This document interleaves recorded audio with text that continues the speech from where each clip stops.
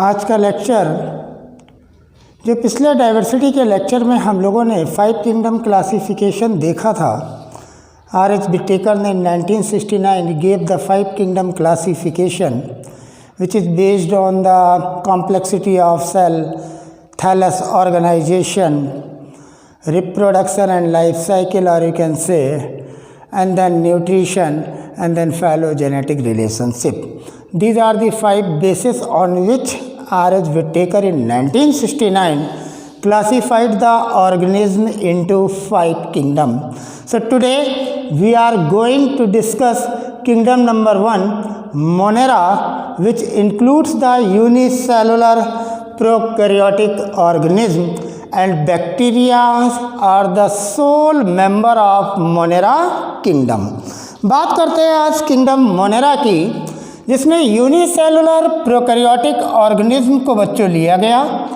और इस kingdom Monera में आने वाले जो ऑर्गेनिज्म से मैंने डिस्कस किया था, eubacteria,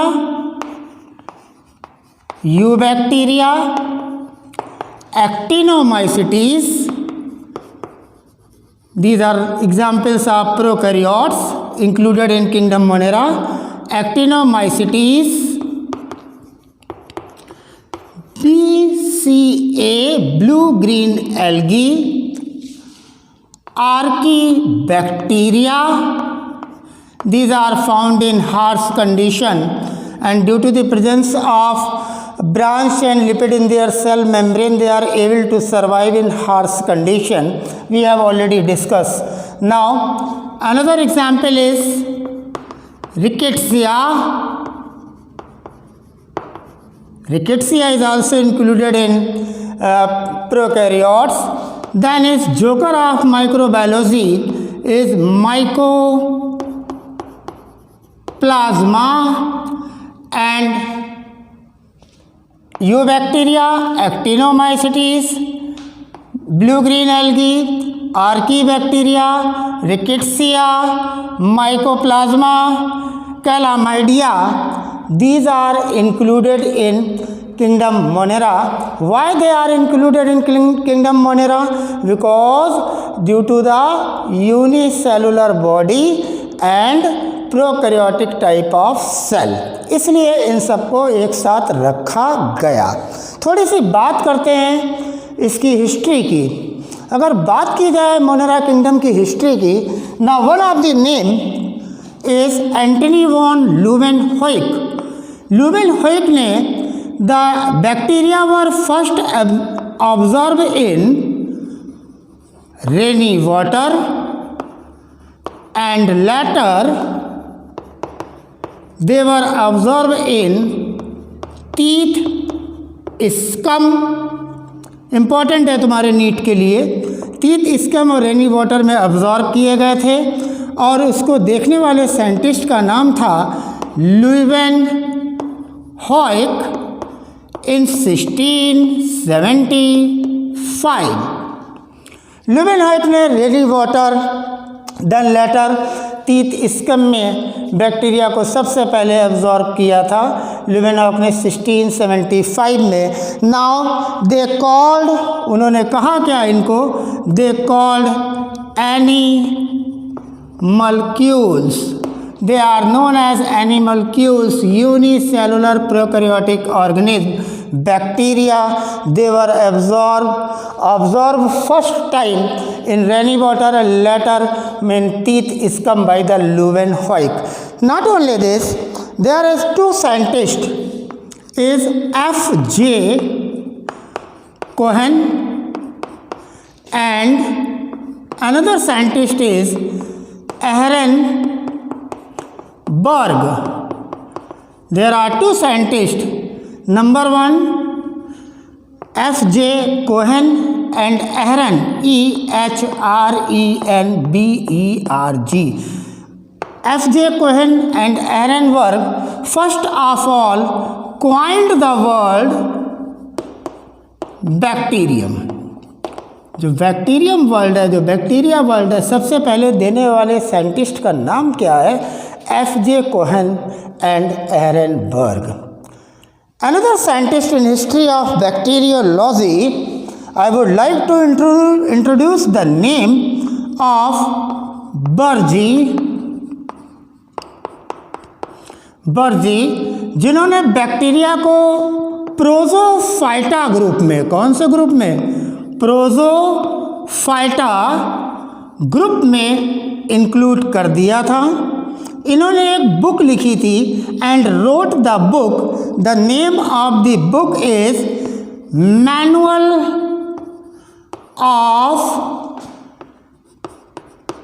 manual of descriptive bacteriology,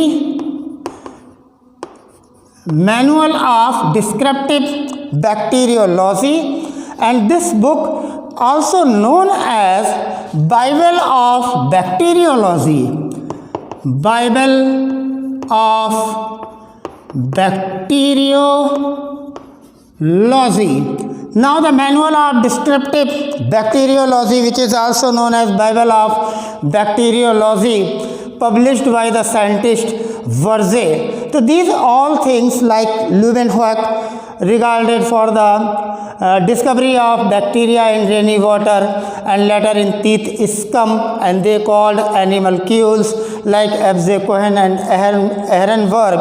They first of all coined the word bacteria, and Verze classified or grouping the bacteria in a separate group called Prosophyta, as well as he wrote a book name is Manual of Descriptive Bacteriology, and this book was also known as Bible of Bacteriology.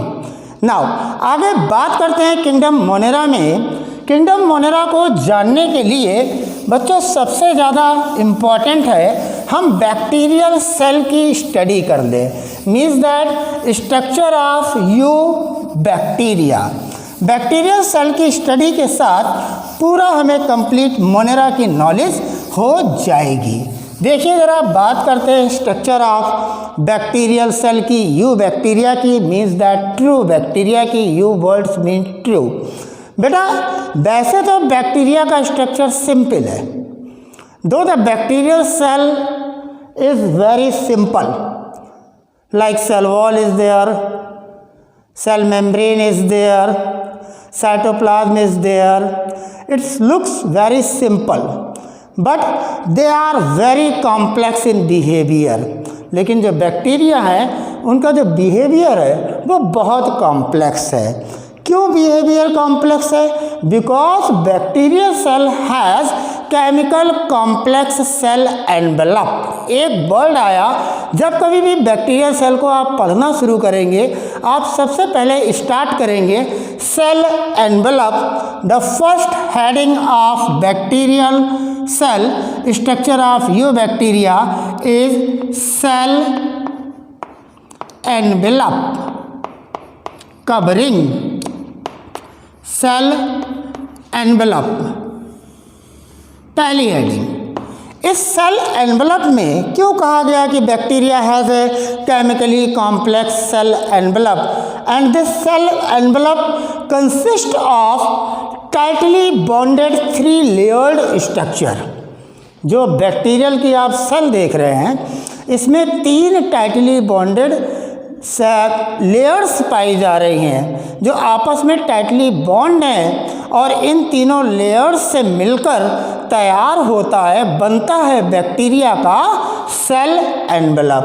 तो पहले तो हम ये जान लें कि cell envelope में क्या क्या आता है। देखिए ज़रा डायग्राम में, now the cell envelope is consist of 3 layered structure है। कैसा? The outer most layer is called glycocalyx. Now the first we have to concentrate on outer most layer, that is glycocalyx. बच्चों ये जो glycocalyx होता है it may be capsule और slime layer. जो glycocalyx is the outer most envelope which may be capsule और slime layer. बात करते हैं सबसे पहले कैप्सूल के बारे में। Capsule is thick and tough, thick and tough या हार्ड कह लीजिए। कैप्सूल जो एनवलप में होता है, अगर बैक्टीरियल के ग्लाइकोकैलिक्स में कैप्सूल होता है तो वो थिक और टफ होता है and it is made up of दो चीज़ों का बना होता है।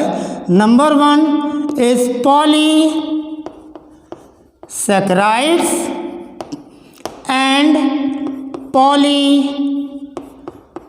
पेप्टाइड्स। एक चीज़ क्लियर हुई कि ग्लाइकोकैलिक्स जो है आउटर मोस्ट एनवलप है, आउटर मोस्ट लेयर है। मैंने पहले ही बताया सेल एनवलप में 3 लेयर स्ट्रक्चर हैं। पहली लेयर स्ट्रक्चर आपको पता लग गया, outermost is glycocalyx which may be capsule और slime layer. Now in case of capsule, first हम कैप्सूल के बारे में देखेंगे। कैप्सूल थिक होता है, टफ कवरिंग होती है और बनी किसकी होती है? पॉलीसैकेराइड और पॉलीपेप्टाइड्स की बनी होती है। अब बात करेंगे स्लाइम लेयर की। Slime layer, slime layer loose होता है, loose and thin and chemically made up of mainly polysaccharides. केवल पॉलीसैकराइड्स का मेनली बना होता है तो वो कहलाती है स्लाइम लेयर ग्लाइकोकैलिक्स की। अगर पॉलीसैकराइड और पॉलीपेप्टाइड दोनों का बना हुआ है, थिक है, टफ है, तो वो कहलाता है ग्लाइकोकैलिक्स का पार्ट कैप्सूल। तो एक चीज़ पता लगी हमें ग्लाइकोकैलिक्स में कि glycocalyx is the outer most cell envelope. यहाँ पर छोटे छोटे से नीट के क्वेश्चंस तैयार होते हैं कि outer most cell envelope in the bacterials eubacteria या bacterial cell is, answer is glycocalyx. Glycocalyx में क्या क्या है? मे बी कैप्सूल और स्लाइम लेयर। फिर दूसरा क्वेश्चन आता है कैप्सूल कैसा है? Thick and tough. फिर कैप्सूल किसका बना हुआ है? Answer is polysaccharide and polypeptides. फिर स्लाइम लेयर कैसी है? Loose and thin. आपने देखा ना, लूज एंड थिन। और केमिकली किसकी बनी हुई है? पॉलीसैकेराइड्स की, mainly made up of polysaccharide.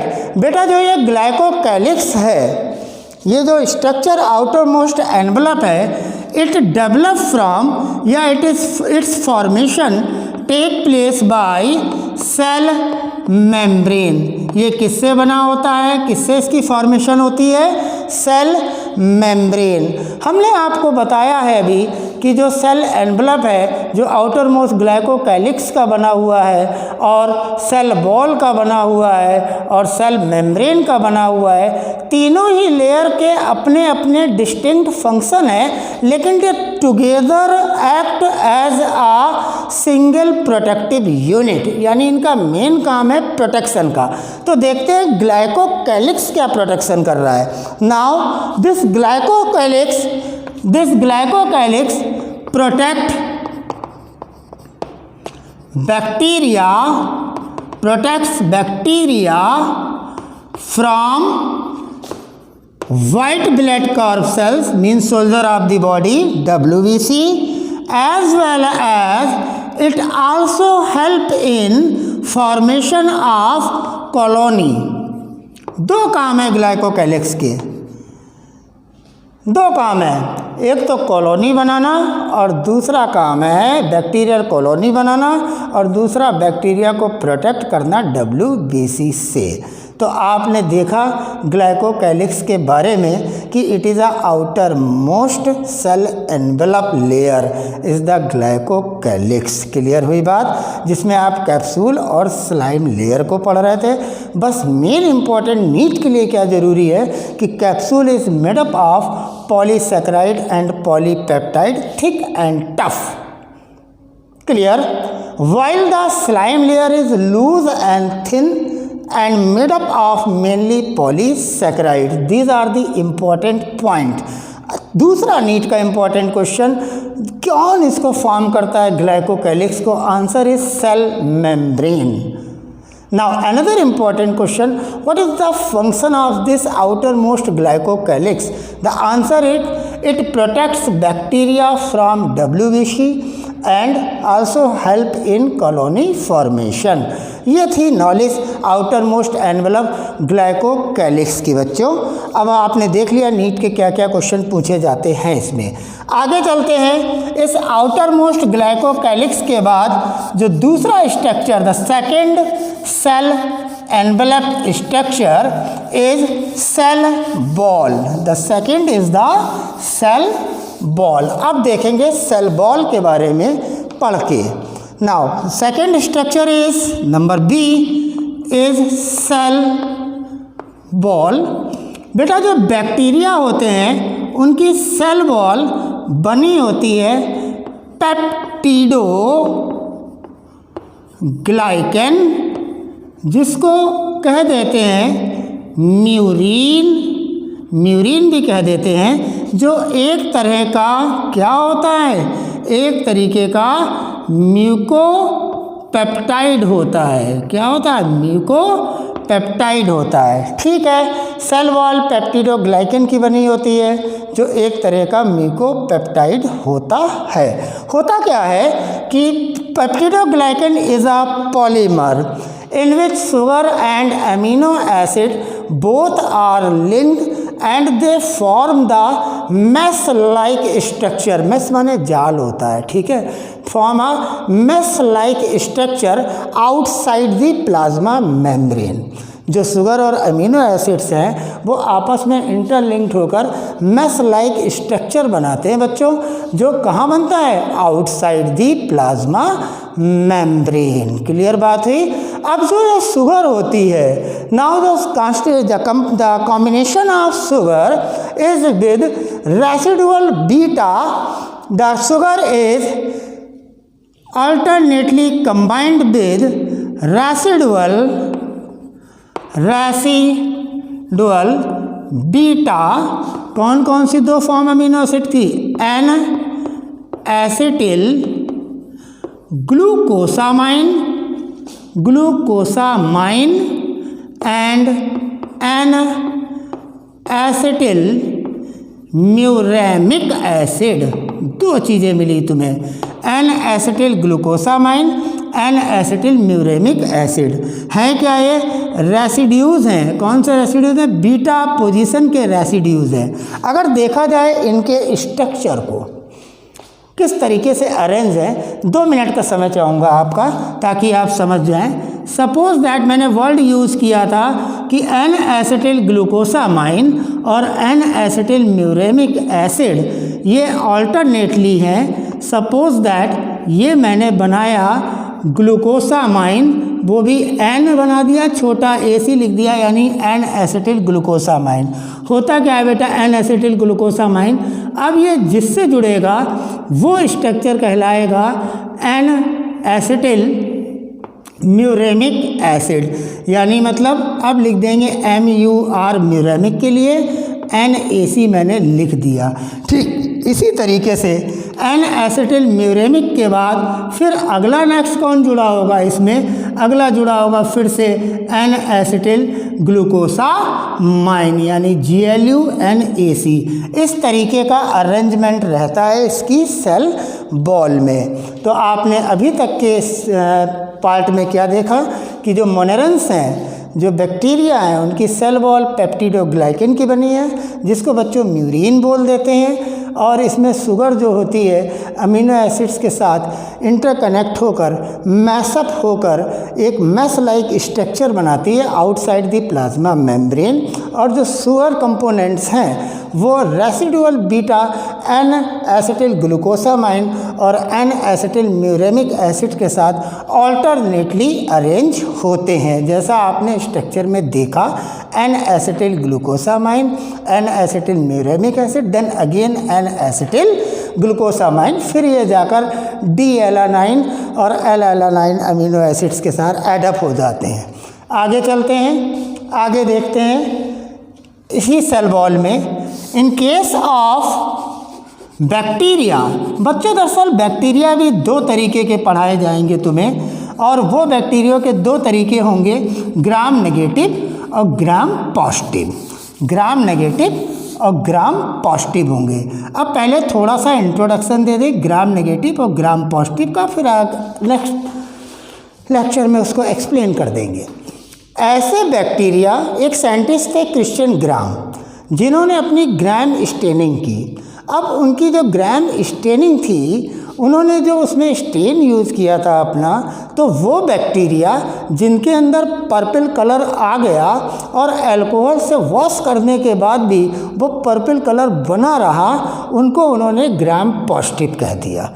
और ऐसे बैक्टीरिया जिन्होंने पर्पल कलर ले तो लिया, लेकिन जब उनको अल्कोहल से वॉश किया गया तो they do not retain this purple colour, they lose their colour, becomes colourless, and these bacterias are known as gram negative. इन्हीं बैक्टीरिया को आजकल कह देते हैं ग्राम नेगेटिव, जो ग्राम स्टेनिंग में पर्पल कलर देते हैं। ग्राम पॉजिटिव जो अल्कोहल से वॉश करने के बाद पर्पल कलर जिनसे हट जाता है, they do not retain the purple colour and they are known as gram negative. तो सेल वॉल के सेंस में नीट में क्वेश्चन पूछा जाता है, इसलिए मैंने दोनों को इंट्रोड्यूस तुमसे कराया। मैंने क्या बताया, now in case of gram positive bacteria, gram positive bacteria the cell wall is single layered. पहला नीट का question, cell wall is single layered. बहुत ध्यान से सुनिएगा, सेल वॉल सिंगल लेयर की बनी होती है, और ये सिंगल लेयर होती कैसी है, किसकी बनी होती है, थिक पेप्टिडो ग्लाइकेन। ठीक है, जो ग्राम पॉजिटिव बैक्टीरिया हैं, जो पर्पल कलर के रहे थे, जिनसे अल्कोहल से वॉश करने के बाद भी उनका पर्पल कलर रिटेन रहा उनके अंदर, वो बैक्टीरिया कहलाए ग्राम पॉजिटिव बैक्टीरिया। आपने देखा ग्राम पॉजिटिव बैक्टीरिया में जो सेल वॉल है वो सिंगल लेयर होती है, एंड बच्चों it is made up of पेप्टिडो glycan, जो कैसी लेयर होती है, थिक लेयर होती है। इसके अलावा इनमें लिपिड्स भी पाए जाते हैं, but in less amount. Lipid होता है ग्राम पॉजिटिव में, लेकिन कितना होता है, कम होता है। Lipids are present in less amount, and cell wall is made up of single layer, and this layer is thick peptidoglycan layer. कौन सा केमिकल होता है, पेप्टिडोग्लाइकेन लेयर। पेप्टिडोग्लाइकेन केमिकल की बनी होती है। दूसरी बात करते हैं बच्चों ग्राम नेगेटिव बैक्टीरिया। बेटा ग्राम नेगेटिव बैक्टीरिया की cell wall is bilayered, दो लेयर की बनी होती है। यानी मतलब अब दो चीज़ें मेरे दिमाग में आ गई, एक लेयर आउटर होगी, एक लेयर इनर होगी। बच्चों यहाँ पे नीट का क्वेश्चन है, जो आउटर लेयर होती है इज मेड अप ऑफ लिपोपॉलीसैकेराइड, लिपोपॉलीसैकेराइड, और जो इनर लेयर होती है वो होती है थिन पेप्टिडोग्लाइकेन। अच्छा क्वेश्चन है नीट का कि ग्राम नेगेटिव बैक्टीरिया में आउटर लेयर जो होती है वो थिक होती है कि थिन होती है, द आंसर इज थिक। किसकी बनी होती है, द आंसर इज लिपोपॉलीसैकेराइड। और अगर देखा जाए इनर मेम्ब्रेन कैसी, इनर लेयर कैसी होती है, तो वो होती है थिन। किसकी बनी होती है, पेप्टिडोग्लाइकेन की बनी होती है। तो these all things all about this cell wall which is made up of peptidoglycan और murein which is a mucopolypeptide. तो peptidoglycan is a polymer along with sugar and amino acids. Now आगे चलते हैं, बात करते हैं तीसरे एनवेलप की। The third envelope is called cell membrane. Third envelope क्या कहलाता है, थर्ड एनवेलप बच्चों कहलाता है cell membrane. Cell membrane of the bacteria is made up of lipid plus protein, means that lipoprotein. Now the third one is cell membrane, and cell membrane of prokaryotes is like the eukaryotes, means that its chemical nature is lipoproteinous in nature, means it is made up of lipids plus protein। ये आप लोग जान लीजिए। तो आपने देखा कि जो बैक्टीरियल सेल है has a chemically complex cell envelope, and this chemically complex cell envelope is consist of tightly bonded 3 layered structure। Name all the 3 layered structure। The answer is outermost glycocalyx, then cell wall and then cell membrane। ये भी एक NEET का question है कि the cell envelope is consist of 3 layered structure। What are these 3 layered structure? आपको combination बना दें तो आपको मालूम होना चाहिए यहाँ पर कि यहाँ बताया गया है कि सेल एनवलप केवल बच्चों 3 चीज़ों का बना है। Outer most glycocalyx, then cell wall which is made up of peptidoglycan, and बच्चों सेल मेम्ब्रेन जो कि लिपोप्रोटीन है लाइक द यूकैरियोट्स है। अच्छे अच्छे क्वेश्चंस आपने इस पोर्शन में देख लिए कि जो ग्राम पॉजिटिव है उसकी जो सेल वॉल है वो सिंगल लेयर्ड है, जो ग्राम नेगेटिव बैक्टीरिया है उनकी जो सेल वॉल है वो बाई लेयर्ड है, और जो ग्राम पॉजिटिव है बैक्टीरिया है उनकी जो सेल सिंगल लेयर है वो थिक पॉलीपेप्टिडोग्लाइकेन की बनी हुई है, और जो ग्राम नेगेटिव बैक्टीरिया होते हैं उनमें इनर और आउटर वर्ल्ड यूज़ करोगे तभी वो बाई लेयर डिफाइन कर पाओगे आप, ये दिमाग लगाइए। आउटर वाली लिपोपॉलीसैकेराइड होती है बच्चों और अंदर वाली थिन पेप्टिडोग्लाइकेन होती है। आ गई बात समझ में? तो ये all about the cell envelope. अब मैं आगे बढ़ता हूँ।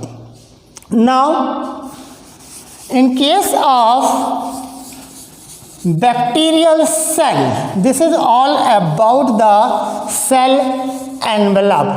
Now next is we discuss about the one of the important thing is L form। अब सुनना, बैक्टीरियल की जो सेल वॉल होती है उस सेल वॉल को रिमूव करने के लिए जिस एंजाइम्स का यूज़ किया जाता है बच्चों वो एंजाइम्स कहलाती है लाइसोजाइम। क्या कहलाती है बच्चों? लाइसोजाइम कहलाती है। So artificially with the help of removal of cell wall from the bacterium is develop the bacterial form which is known as L form, यानी मतलब लिस्टर फॉर्म। इसका दूसरा नाम बच्चों क्या होता है? Lister. This is L form is called Lister form. तो आपने देखा कि अगर सेल वॉल पेप्टिडोग्लाइकेन रिमूव करना हो तो किस बैक्टीरिया का, ये भी नीट का क्वेश्चन है, which enzymes is used to remove the cell wall from the bacterium? The answer is lysozyme. And the artificially removal of cell wall from the bacteria is develop the another form is known as L form, and L form is known as Lister form. क्या कहलाती है? Leicester form कहलाती है। चलिए आगे चलते हैं। आगे बात करते हैं साइटोप्लाज्म की। अब आते हैं साइटोप्लाज्म में। सेल एनवेलप की बात हो गई, या जिसमें कि आउटर मोस्ट ग्लाइकोकैलिक्स था जो कैप्सूल या स्लाइम लेयर का बना हुआ था। दूसरा सेल वॉल थी जो पेप्टिडोग्लाइकेन की बनी हुई थी। तीसरी सेल मेम्ब्रेन थी जो ठीक यूकैरियोट्स की तरह कैसी थी? Like the eukaryotes lipoproteinous in nature थी, मीन्स लिपिड और प्रोटीन की बनी थी। अब अंदर आते तो अंदर मिलेगा साइटोप्लाज्म। बात करते हैं प्रोकैरियोटिक साइटोप्लाज्म की। एक कॉमन बात बताता हूँ, जो ये प्रोकैरियोटिक सेल्स होती हैं इनके साइटोप्लाज्म में बच्चों double membranous cell organelles absent होते हैं। Means mitochondria, chloroplast, endoplasmic reticulum, lysosome, Golgi body, microbodies, these all are cell organelles consist of double membranous, and they are known as double membranous cell organelles which are absent in prokaryotes, but these cell organelles are present in eukaryotes. Is a big difference between these two. तो इनका जो cytoplasm होता है उसमें double membranous cell organelles नहीं मिलते हैं। देखने को क्या मिलता है इनके साइटोप्लाज्म में? देखने को मिलते हैं 70S स्मॉल राइबोसोम। जो 70S स्मॉल राइबोसोम है, जो 50S और 30S सब यूनिट्स के बने होते हैं। ये जो S वर्ड है denoted for the sedimentation coefficient. कभी सेल जब बायोलॉजी पढ़ाऊंगा तब इसको कंप्लीट समझाऊंगा। तो मैं अभी आगे चलता हूँ कि प्रोटीन सिंथेसिस के लिए जो राइबोसोम है प्रोकैरियोट्स में they are 70S। This is another important question. और 70S कितनी सब यूनिट्स का बना ये भी पूछा जा सकता है इस मोनेरा में। तो योर आंसर्स विल बी क्या हो जाएगा? 50S प्लस 30S लार्ज सब यूनिट एंड स्मॉल सब यूनिट्स। और लार्ज स्मॉल सब यूनिट mRNA के बीच में होती है, जो आपको क्लास 12th में पढ़ाया जाएगा। आगे चलते हैं, आगे बात करते हैं साइटोप्लाज्म के अंदर क्या नहीं होता है। एक क्वेश्चन बनता है, क्या साइटोप्लाज्म के अंदर स्ट्रीमिंग मूवमेंट होता है? क्या साइटोप्लाज्म के अंदर बैक्टीरिया की साइक्लोसिस होता है? Answer is no. Clear? In case of bacterial cell no cyclosis, no streaming movement. लेकिन अब सवाल उठता है बच्चों के दिमाग में कि आखिर साइक्लोसिस क्या है? साइक्लोसिस का मतलब होता है साइटोप्लाज्म में सेल ऑर्गेनेल्स मूव कर रहे हों एक पर्टिकुलर साइकिल में, लेकिन उनकी सेल मेम्ब्रेन में कोई चेंज ना हो। There is no alteration in the cell membrane but cytoplasm is move और circulating within the cell. This is called cyclosis. It is predominantly seen in case of the plant cell, but in case of the bacterial cell no cyclosis. This is an important question for your NEET.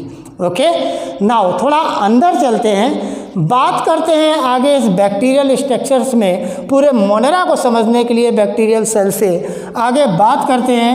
Next heading is cytoplasmic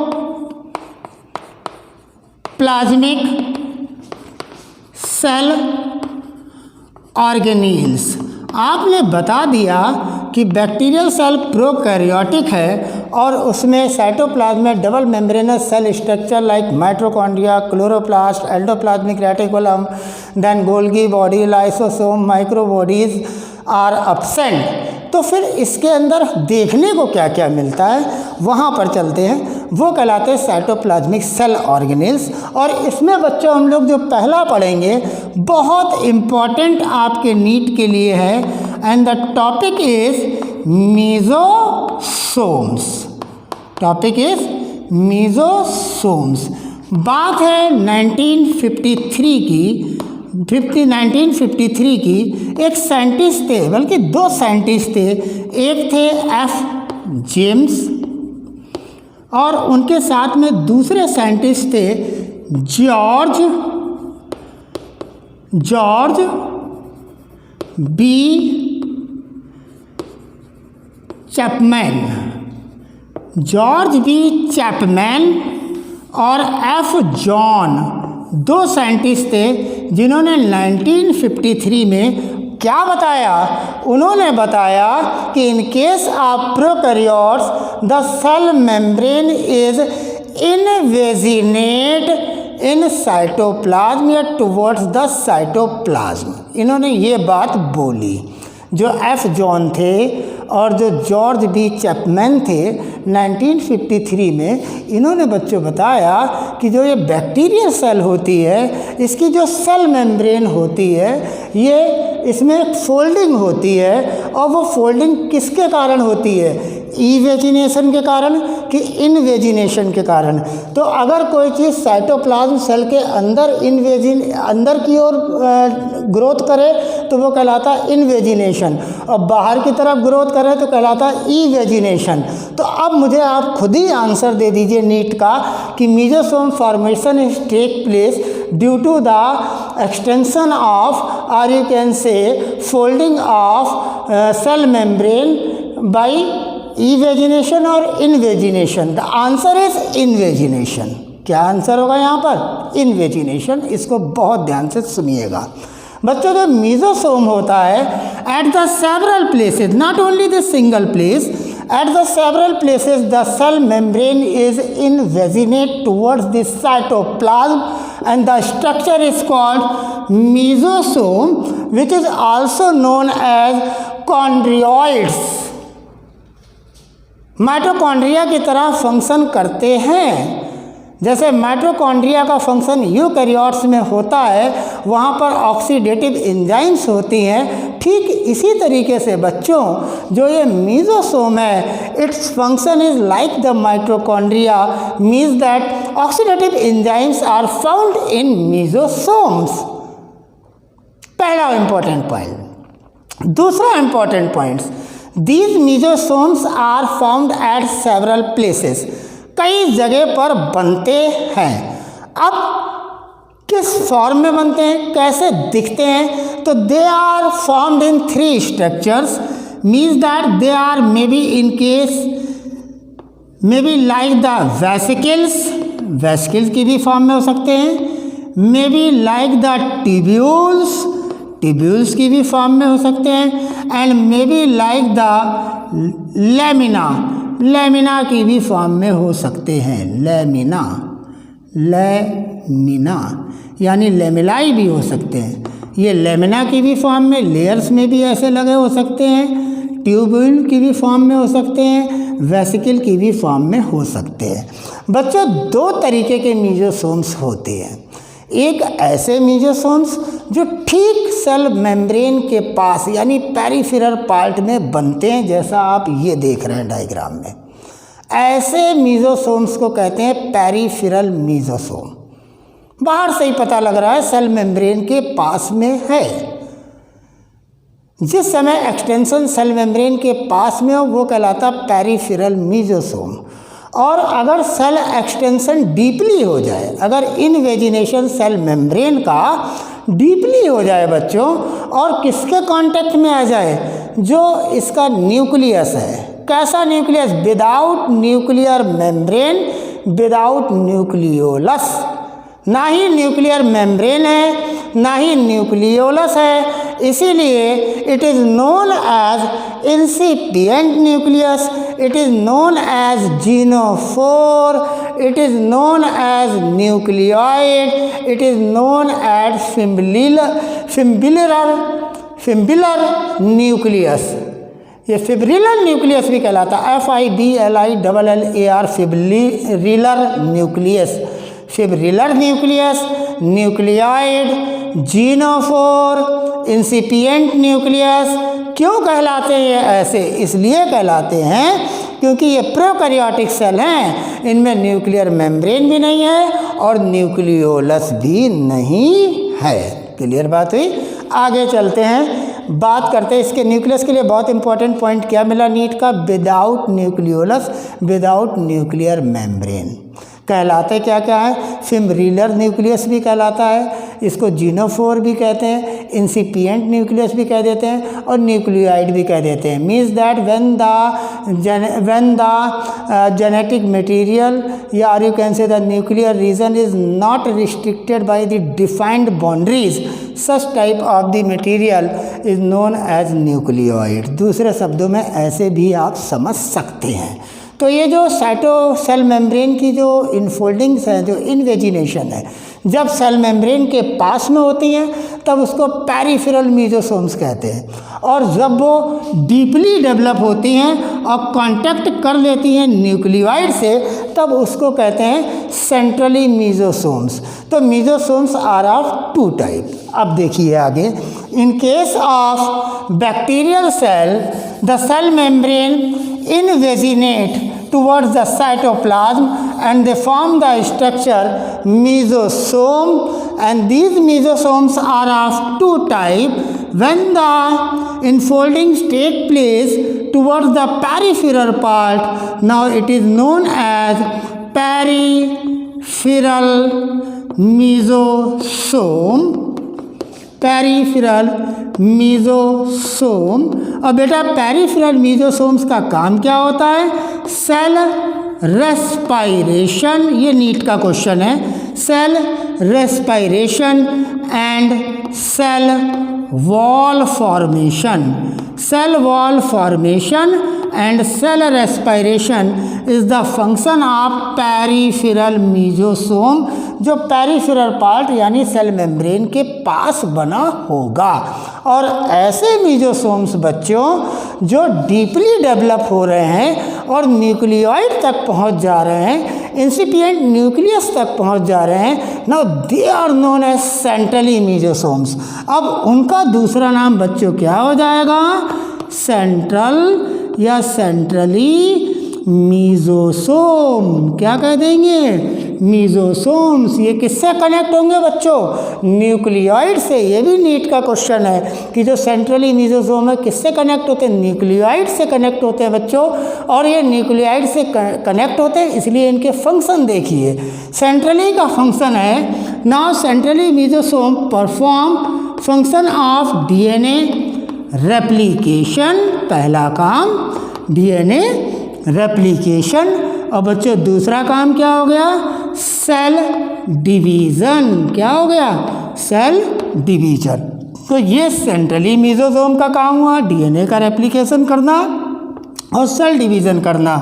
और peripheral का काम क्या हुआ बच्चों? Cell respiration में और cell wall formation में। और आप जानते हैं मीजोसोम्स किस सेल ऑर्गेनेल्स की तरह काम करता है? कौन से सेल ऑर्गेनेल्स की तरह काम करता है? The answer is mitochondria. कौन से सेल ऑर्गेनेल्स को रिजेंबल करता है फंक्शन में? द आंसर इज यूकैरियोट्स का कौन सा सेल ऑर्गेनेल्स? माइटोकॉन्ड्रिया। शायद इसीलिए मीजोसोम्स को बोल दिया जाता है these are also known as chondrioids, इसीलिए इनको कॉन्ड्रियोइड्स भी कह देते हैं। मैंने डायग्राम में नीचे बगल में साइड में ब्रैकेट में लिख दिया है। काम क्या है? Oxidative enzymes are found in mesosomes, this is the function of mesosome. तो मीजोसोम्स का काम हो गया, ऑक्सीडेटिव एंजाइम्स इसमें होते हैं रेस्पिरेटरी चेन में, रेस्पिरेटरी चेन एंजाइम्स इसमें पाए जाते हैं, पहला काम। दूसरा काम सेल रेस्पिरेशन में भी, सेल वॉल फॉर्मेशन में भी, डीएनए रेप्लिकेशन में भी और सेल डिवीज़न में भी। इन चारों को भी इकट्ठा कर लीजिए, हो सकता है नीट का क्वेश्चन यही याद है कि मीजोसोम का फंक्शन बताइए। अब आप उसमें सेंट्रल और पेरिफेरल इन सब में नहीं हुई है, सारी चीज़ें लेकर आइए। Oxidative enzymes are also present, means that respiratory chain enzymes are present on mesosomes. Number second, like the peripheral mesosome take part in cell respiration and cell wall formation, and the centrally mesosomes which make the contact और you can say connect with the nucleoid, they are performing the function of DNA replication and cell division. आगे चलते हैं lesson में। इस lecture में आगे जब चलेंगे आपको पता लग गया कौन से दो साइंटिस्ट थे जिन्होंने इसको डिस्कवर किया था 1953 में। वो थे George B Chapman and F James, F James. बेटा एक चीज़ आपको और बताना चाहते हैं कि ये जो बाहर वाली सेल वॉल है और जो अंदर वाली सेल मेम्ब्रेन है, इन दोनों के बीच में जो पेरिप्लाज्मिक स्पेस है, ये periplasmic space is analogous to the lysosome, यानी मतलब डाइजेशन ऑफ कॉम्प्लेक्स सब्सटेंसेस के लिए। जैसे लाइसोसोम का काम होता है बस्ट होकर डाइजेस्टिव एंजाइम्स रिलीज करता है जो कॉम्प्लेक्स फूड मटेरियल को सिंपल में बदल देता है, ठीक इसी तरीके से in case of monerans the space between the cell wall and cell membrane is called periplasmic space which is analogous to the which cell organelle? This is the neat question, means lysosome। और क्या काम करता है? काम करता क्या है? काम करता है digestion of complex material. Clear बात हुई? आगे चलते हैं, देखते हैं मीजोसोम्स के बाद अंदर क्या बच रहा है। बचने में देखने में पता लगा कि यहाँ पे कुछ ऐसे ग्रैन्यूल्स दिख रहे हैं, कुछ बॉडीज़ दिख रही हैं जिनमें कोई भी मेम्ब्रेन सिस्टम नहीं है। ऐसी बॉडीज़ को कह देते हैं बच्चों हम लोग सेल इंक्लूजन्स। क्या कह देते हैं? Cell inclusions.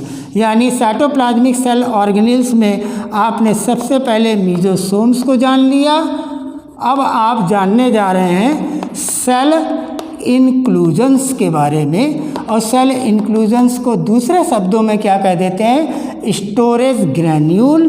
जैसा नाम बच्चों को पता लग गया, स्टोरेज ग्रैन्यूल, इसके मतलब ये ज़रूर रिज़र्व मटेरियल रखते होंगे। बिल्कुल सही आपने सोचा। इसमें दो तरीके के सेल इंक्लूजन्स आपको मिलेंगे। पहला कहलाएगा ग्लाइकोजन के लिए, जो कि कार्बोहाइड्रेट को स्टोर कर रहा होगा। दूसरा कहलाएगा वोलेटिन ग्रैन्यूल्स, जो पॉलीमर ऑफ फॉस्फेट को रिजर्व करेगा, और ये फॉस्फेट इनऑर्गेनिक फॉस्फेट होगा जो एटीपी सिंथेसिस में मदद करेगा। लेकिन यहाँ पर एक वर्ड मैंने इंट्रोड्यूस कराया है कि the volutin granules are metachromatic granules. कौन सा ग्रैन्यूल्स मेटाक्रोमेटिक है? The answer is volutin granules. और वोलेटिन ग्रैन्यूल्स किसको रिजर्व कर रहा है? फॉस्फेट को रिजर्व कर रहा है। फॉस्फेट को रिजर्व मटेरियल की तरह इकट्ठा किया हुआ है। क्यों किया हुआ है? Because it helpful in the synthesis of ATP. तो एटीपी बनाने के लिए कौन सा है? वोलेटिन ग्रैन्यूल है, क्योंकि इसमें फॉस्फेट है। और कार्बोहाइड्रेट के लिए क्या है? ग्लाइकोजन ग्रैन्यूल्स है। ये बच्चों हैं क्या? दोनों सेल इंक्लूजन्स हैं। सेल इंक्लूजन्स क्यों कहा? Because they are not covered by the any membrane system. Clear बात हुई? ये स्टोरेज ग्रैन्यूल है। मैं बात कर रहा था इसको मेटाक्रोमेटिक ग्रैन्यूल्स क्यों कहा। दरअसल बेटा, जो बैक्टीरिया में वोलेटिन होते हैं, जो कि फॉस्फेट पॉलीमर्स को इकट्ठा रखते हैं या फॉस्फेट्स को एटीपी सिंथेसिस के लिए रिजर्व स्टोरेज में रखते हैं, इनकी एक खासियत होती है कि अगर इनको स्टेन किया जाए ब्लू डाई से, जैसे मिथाइलिन ब्लू, तो ये रेड कलर शो कर देते हैं। Means that they have ability to change the colour. Okay, that's why they are known as metachromatic granule. आपको इसका आंसर मिला कि ये मेटाक्रोमेटिक क्यों कहलाते हैं। आप इसको याद नहीं करेंगे, आप वर्ड पे ध्यान रखेंगे कि हाँ, ये ऐसे ग्रैन्यूल से, क्रोमा माने होता ही है कलर, तभी तो क्रोमोसोम बना है। समझ में आया? तो ये मेटाक्रोमेटिक ग्रैन्यूल्स इसलिए कहलाते हैं क्योंकि अगर इनको मिथाइलिन ब्लू यानी ब्लू डाई से अगर इनको स्टेन किया जाए तो they are just change their colour into red. They have the ability, that's why they are known as metachromatic granules, जो सेल इंक्लूजन्स कहलाते हैं। अब तीसरी चीज़ पे चलते हैं बच्चों। तीसरी चीज़ कहलाती है इसका जेनेटिक मटेरियल। क्या कहलाता है? Genetic material. यानी अब आप बात करेंगे न्यूक्लियस की। किसकी बात करेंगे? न्यूक्लियस की। सबसे बड़ी बात, अब आप इसको पढ़ना कैसे स्टार्ट करेंगे? इसमें जो न्यूक्लियस है उसका जो न्यूक्लियर रीजन है इज़ नॉट वेल डिफाइंड। मतलब कोई इसमें न्यूक्लियर मेम्ब्रेन नहीं है, न्यूक्लियोलस नहीं है, और जो इसका जेनेटिक मटेरियल है वो बच्चों किसका बना हुआ है? वो बना हुआ है double stranded circular naked DNA का, जो कि कैसा है? Non histone. कैसा है? Non histone. और जो इसमें दूसरी चीज़ नॉन हिस्टोन प्रोटीन है, नॉन हिस्टोन प्रोटीन जो है या अमीनो एसिड जो है, उसका नाम क्या है? उसका नाम है polyamine. These are polyamines. Polyamines non histone amino acids इसमें पाया जाता है। ये double stranded circular naked DNA होता है। इसमें नॉन हिस्टोन प्रोटीन नहीं होती हैं, नॉन हिस्टोन रहता है। और नॉन हिस्टोन के लिए जो इसमें पार्ट है अमीनो एसिड का, वो कहलाता है पॉलीएमाइंस। क्या कहलाता है? पॉलीएमाइंस कहलाता है। और न्यूक्लियस को इंसिपिएंट न्यूक्लियस भी कहते हैं, जीनोफोर भी बोलते हैं, इसको फिब्रिलर न्यूक्लियस भी बोलते हैं, इसको न्यूक्लियाइड भी बोल देते हैं। ये इसके बारे में आपको नॉलेज लेनी ज़रूरी है, पूछा जाता है नीट में। क्लियर बात हुई? आगे चलते हैं। एक और यहाँ पे मटेरियल दिख रहा है जो कि क्रोमोसोमल के बाहर है, जो कि न्यूक्लियर रीजन से बाहर है। बाहर है तो एक वर्ड लग गया इसके आगे, एक्स्ट्रा। एक्स्ट्रा वर्ड लगा दिया। क्या लगा दिया? आपने न्यूक्लियस के बारे में जान लिया, double stranded circular naked DNA का बना है। और नॉन हिस्टोन कौन सी प्रोटीन इसके अंदर है? कौन सा अमीनो एसिड है? पॉलीएमाइन। इसके अलावा अब आप देख रहे हैं दूसरी चीज़ बच्चों, एक्स्ट्रा न्यूक्लियर जेनेटिक मटेरियल, जो एक्स्ट्रा न्यूक्लियर जेनेटिक मटेरियल है, या दूसरे शब्दों में एक्स्ट्रा क्रोमोसोमल मटेरियल, जो बच्चों एक्स्ट्रा क्रोमोसोमल मटेरियल है उसको बोल देते हैं प्लाज्मिड। क्या बोलते हैं? प्लाज्मिड बोलते हैं। ध्यान से सुनिएगा, उसको क्या बोलते हैं? प्लाज्मिड बच्चों बोलते हैं। प्लाज्मिड एक्स्ट्रा क्रोमोसोमल मटेरियल भी कहलाता है, एक्स्ट्रा न्यूक्लियर जेनेटिक मटेरियल भी कहलाता है। इसकी खासियत होती है it replicate independently, means that it has ability to self replication, to self replicate, and this is the main reason, ये मेन कारण है कि it is used as a vector in case of biotechnology, जो आप class 12th में पढ़ेंगे। इसको biotechnology lesson में प्रिंसिपल ऑफ बायोटेक्नोलॉजी में वेक्टर्स की फॉर्म में यूज़ किया जाएगा ये प्लाज्मिड। क्यों यूज़ किया जाएगा? क्योंकि इसमें सेल्फ रेप्लिकेशन एबिलिटी होती है, लेकिन क्रोमोसोमल पार्ट से बाहर है, इसलिए यहाँ पे एक्स्ट्रा वर्ड लगा दिया गया है। बच्चों, प्लाज्मिक वर्ड देने वाले साइंटिस्ट का नाम था Lederberg. Now the Lederberg gave the name, gave the term plasmid. किसने नाम दिया था प्लाज्मिड? लेडरबर्ग ने दिया था। क्या होता है? एक्स्ट्रा क्रोमोसोमल मटेरियल होता है, दूसरे शब्दों में एक्स्ट्रा न्यूक्लियर मटेरियल होता है। और यह काम किसकी खासियत क्या है? इसके अंदर सेल्फ रेप्लिकेशन पावर होती है, इसलिए ये बायोटेक्नोलॉजी में कैसे यूज़ होता है? In biotechnology as a vector. ये किस रूप में यूज़ होता है? वेक्टर की फॉर्म में, जो आप आगे जाकर अपनी हायर स्टडीज़ में पढ़ेंगे प्रिंसिपल ऑफ बायोटेक्नोलॉजी लेसन में। क्लियर बात हुई? अब चलते हैं, लेडरबर्ग ने वर्ड दिया था। आगे चलते हैं, इस प्लाज्मिड्स के बारे में थोड़ी सी जानकारी और लेते हैं। तो आपने देखा कि जो जेनेटिक मटेरियल है वो उसके अंदर न्यूक्लियस है, उसके अंदर एक्स्ट्रा क्रोमोसोमल मटेरियल भी आपने पढ़ लिया, और प्लाज्मिड के बारे में थोड़ी सी जानकारी आपको और देने की ज़रूरत है। बच्चों, द प्लाज्मिड के कुछ टाइप्स हैं। Now plasmids are of following type on the basis of their function and phenotypic presence. क्या उनके फंक्शन है और कैसा फिनोटाइप देते हैं? फिनोटाइप का मतलब एक्सटर्नल मॉर्फोलॉजी से। क्लियर बात हुई? बच्चों, ऐसे प्लाज्मिड जिनके अंदर एफ फैक्टर हो, यानी एफ प्लस सेल कहलाती हैं, यानी मतलब उनमें एफ फैक्टर यानी मतलब फर्टिलिटी प्लाज्मिड। क्या प्लाज्मिड कहलाएगा? फर्टिलिटी प्लाज्मिड कहलाएगा। यानी फर्टिलिटी प्लाज्मिड का मतलब हो गया जिसके अंदर एफ फैक्टर हो, जिसके अंदर एफ प्लाज्मिड हो, उस सेल को कह देंगे एफ प्लस सेल, और वो कैरी क्या करेगा? फर्टिलिटी फैक्टर यानी फर्टिलिटी प्लाज्मिड। क्लियर बात है? अब ये कहलाएंगे क्या? दे एक्ट एज ए, जिनमें एफ प्लस होगा सेल, वो एक्ट एज आ डोनर। वो क्या कहलाएंगे? डोनर। यानी अपना फर्टिलिटी प्लाज्मिड जो है किसी दूसरे बैक्टीरियल को दे देंगे, मेटिंग में मदद करेंगे।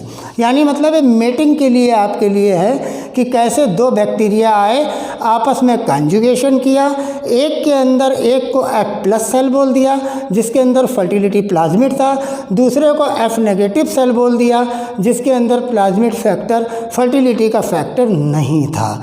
जो नहीं था वो रिसिपिएंट का काम करता है, जिसमें होता है वो डोनर का काम करता है, यानी मेल का बिहेव करता है वो मेल कंसीडर किया जाता है, और जिसमें नहीं होता है वो फीमेल कंसीडर किया जाता है। तो आपने देखा कि फर्टिलिटी प्लाज्मिड एक प्रकार का प्लाज्मिड होता है बैक्टीरिया में। दूसरा बेटा होता है आपका आर फैक्टर। आर फैक्टर का मतलब हो गया सीधे सीधे ऐसे आर प्लाज्मिड जिनका काम क्या है? To develop the resistance power, resistance to antibiotics. Antibiotics के लिए रेसिस्टेंस देने के लिए जो प्लाज्मिड्स है उसको कह देते हैं आर प्लाज्मिड या आर फैक्टर। क्लियर बात हुई बच्चों? कभी कभी क्या होता है बच्चों, ये जो प्लाज्मिड होता है, जो ये एफ फैक्टर होता है, ये इनकॉर्पोरेट हो जाता है, जुड़ जाता है इस डीएनए से, यानी मतलब न्यूक्लियस वाले डीएनए से। अब जो स्ट्रक्चर बनता है इसको कहते हैं एपिसोम। इसको बहुत ध्यान से सुनिए क्योंकि मैंने थोड़ी हटके बात बताई है। एपिसोम क्या होते हैं? जब F+ फैक्टर जो है किससे कॉपरेट हो जाए? जेनेटिक मटेरियल से, यानी मतलब न्यूक्लियाइड से अगर जुड़ जाए, यानी मतलब डीएनए से जुड़ जाए तो वो कहलाता है एपिसोम। और एपिसोम से जुड़ने के बाद ये बन जाते हैं हाई HFR सेल। क्या बन जाते हैं? HFR cell. मैं दोबारा से साफ लिख दे रहा हूँ, FR छोटा, H बड़ा। हाई फ्रीक्वेंसी रिकॉम्बिनेशन सेल क्या बन जाती है? High frequency recombination cell. कब बनती है? जब एपिसोम बनता है। और एपिसोम वर्ड देने वाले कौन साइंटिस्ट थे? उनका नाम क्या था? उनका नाम था जैकब और वुलमैन। जैकब और वुलमैन ने, जैकब, दो साइंटिस्ट का नाम था जैकब और दूसरे साइंटिस्ट का मैंने क्या नाम लिया? वुलमैन। इन्होंने किसको दिया था? एपिसोम को। और एपिसोम जिसमें पाया जाता वो सेल्स कैसी हो जाती हैं? हाई फ्रीक्वेंसी रिकॉम्बिनेंट सेल कहलाती है। और जिनके अंदर F+ सेल होती है, यानी मतलब जिनके अंदर फर्टिलिटी प्लाज्मिड होता है, वो डोनर का काम करते हैं, यानी मतलब मेल का काम करते हैं। क्लियर बात है? मेटिंग फैक्टर कहलाता है। क्या कहलाते हैं? Mating factor. और जिनमें नहीं होता है वो F- सेल होते हैं, यानी मतलब नॉट कैरिंग फर्टिलिटी फैक्टर, यानी मतलब एक्ट एज ए रिसिपिएंट। और सेल कैसी कहलाएगी? सेल कहलाएगी फीमेल, यानी रिसिपिएंट फीमेल होगी और डोनर मेल होगा। जो डोनर मेल वाली सेल होगी वो F+ सेल होगी, और जिनमें नहीं होगा प्लाज्मिड फर्टिलिटी फैक्टर वो F- सेल होंगी, वो रिसिपिएंट का काम करेंगी, फीमेल का काम करेंगी। तो ये था प्लाज्मिड के बारे में। एक स्ट्रक्चर और यहाँ देखने को मिल रहा है, पिली। ये these are known as pili and they are also known as fimbriae. इनको फिम्ब्रियाई भी बोलते हैं, पिल्लाई भी बोलते हैं। बच्चों ये जो पिल्लाई होता है इसका सिंगुलर कहलाता है pillars, PILUS। The singular word is, singular में क्या कहलाएगा? ये पिलस। और प्लूरल में क्या कहलाएंगे? पिलाई। जरा इनके बारे में सुन लेते हैं। बेटा ये जो पिलाई भी हैं ये दो तरीके के होते हैं। एक कहलाते हैं लॉन्गर पिलाई और एक कहलाते हैं सॉल्टर पिलाई। बेटा जो लॉन्गर पिलाई होते हैं ये तो पार्ट अदा करते हैं कॉन्जुगेशन में, कॉन्जुगेशन करके रिप्रोडक्शन करने में बैक्टीरिया के, यानी sexual reproduction take place in bacteria by mean of conjugation with the help of this longer pili. Clear बात हुई? Now they are several in structures, they are hair like structures all over the body of the bacterium surface. अब जो बड़े वाले longer पिलाई हैं वो तो कॉन्जुगेशन ट्यूब बनाने में मदद कर दे रहे हैं, कॉन्जुगेशन में मदद कर दे रहे हैं। लेकिन जो छोटे वाले सॉल्टर पिलाई हैं they are act as adhering, यानी मतलब होस्ट की सेल से जुड़ जाए। अगर किसी स्ट्रीम में हो तो रॉक सबस्ट्रेटम से जुड़ने का काम कर दें, यानी अटैचमेंट का काम करने वाले पिलाई छोटे होते हैं और कॉन्जुगेशन में पार्ट लेने वाले पिलाई लॉन्गर पिलाई होते हैं। सिंगुलर प्लस कहलाता है। प्रोटीन मोनोमर के बने होते हैं और ईच मोनोमर को कहते हैं पिलिन, जो कि एक नॉन कॉन्ट्रैक्टाइल प्रोटीन होती है। ये इसमें क्वेश्चन है नीट का कि पिलिन कैसी प्रोटीन है? Non contractile. अगर कोई यही चीज़ पूछ ले आपसे उसके लिए फ्लगलम के लिए, फ्लजला के लिए, तो उसमें फ्लगलिन भी है प्रोटीन, जो मोनोमर प्रोटीन है वो फ्लगलिन है, लेकिन वो कॉन्ट्रैक्टाइल नेचर की, जिसको मैं नेक्स्ट लेक्चर में कंटिन्यू करूँगा जब मैं आपको पूरा बताऊँगा कि जो फ्लगलम है, जो फ्लजला है, वो बेसल बॉडीज, हुक और फिलामेंट 3 स्ट्रक्चर का बना हुआ है। उसको मैं आपको नेक्स्ट लेक्चर में पढ़ाऊँगा। आज आपने पिली के बारे में देखा कि they are not related with motility. इनका मोटिलिटी से कोई लेना देना नहीं है। जिस प्रोटीन के बने वो पिलिन प्रोटीन है जो नॉन कॉन्ट्रैक्टाइल है। जब नॉन कॉन्ट्रैक्टाइल है तो कोई मोटिलिटी शो ही नहीं करेगा। क्लियर बात हो गई? और लॉन्गर वाले आपको पता लग गया कॉन्जुगेशन में काम करेंगे यानी फर्टिलिटी का काम करेंगे। सॉल्टर वाले अडहेरिंग का काम करेंगे, हॉस्ट सेल से जुड़ जाएंगे, इसीलिए इन सॉल्टर वाले प्लाई को कह देते हैं इन्फेक्टिव प्लाईज। क्या बोल देते हैं? Infective ply. क्या बोल देते हैं? Infective ply. तो आज आपने ये जो यू बैक्टीरिया का सारा स्ट्रक्चर देखा, जिसमें आपने ग्लाइकोकैलिक्स वगैरह सारी इंपॉर्टेंट चीज़ें, मीजोसोम और सेल एनवेलप बहुत इंपॉर्टेंट है, सेल इंक्लूजन और प्लाज्मिड बहुत इंपॉर्टेंट है। मैंने कुछ बातें बहुत हट के बताई हुई हैं। इन लेक्चर को आप 2-2, 3-3 बार देखिए और सब चीज़ों को समझिए, इससे नीट का पेपर बन सकता है। Thank you.